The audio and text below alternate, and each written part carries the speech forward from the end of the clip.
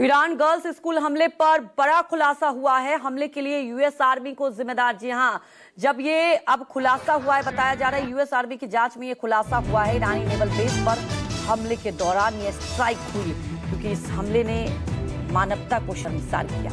US army की जांच में ये बड़ा खुलासा हुआ है। इस वक्त की बड़ी खबर आपको बता दें, क्योंकि भारी इस हमले के बाद आपको बता दें कि ईरान में जिस तरह से शोक मनाया गया और पूरे विश्व के लिए एक बड़ा सवाल उठा कि किस तरह से मासूमियत को यहाँ पर नहीं छोड़ा गया और शर्मसार कर दिया गया इंसानियत को। आपको बता दें कि अब यूएस आर्मी की जांच में ये बड़ा खुलासा हुआ है कि इसके लिए यूएस आर्मी ही जिम्मेदार। ईरानी नेवल बेस पर जिस तरह से लगातार स्ट्राइक किए जाने के बाद और जिस गर्ल्स यहाँ पर जो स्कूल पर हमला हुआ, उसके बाद आपको बता दें कि अब इससे के बाद एक बड़ा खुलासा हुआ है और इसके लिए यूएस आर्मी को जिम्मेदार बताया गया है।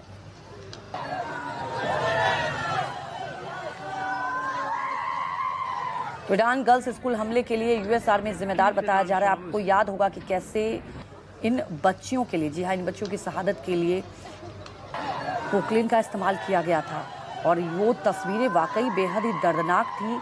और अब सवाल उठता है कि इसके जब जांच हुई तो एक बड़ा खुलासा हुआ है कि इसके लिए यूएस आर्मी जिम्मेदार है।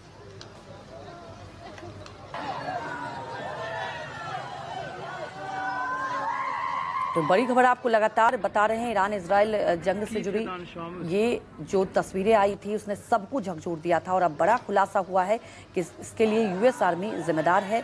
जांच में ये बड़ा खुलासा हुआ है क्योंकि अभी तक इसके लिए इजराइल को जिम्मेदार बताया जा रहा था, लेकिन आपको बता दें कि अब जांच में ये बड़ा खुलासा हुआ है और इसके लिए यूएस आर्मी को जिम्मेदार बताया जा रहा है। और इसके बाद से लगातार ही आपने देखा था कि ईरान में और ज़्यादा आक्रोश और जिस तरह से ये हमला हुआ है, ये कहीं ना कहीं वॉर के नियम का तो उल्लंघन है ही, लेकिन अब सवाल ये उठता है कि जांच में ये जो बड़ा खुलासा हुआ है इसके लिए बताया गया है कि यूएस आर्मी जिम्मेदार है। इस जांच में बड़ा खुलासा हुआ है।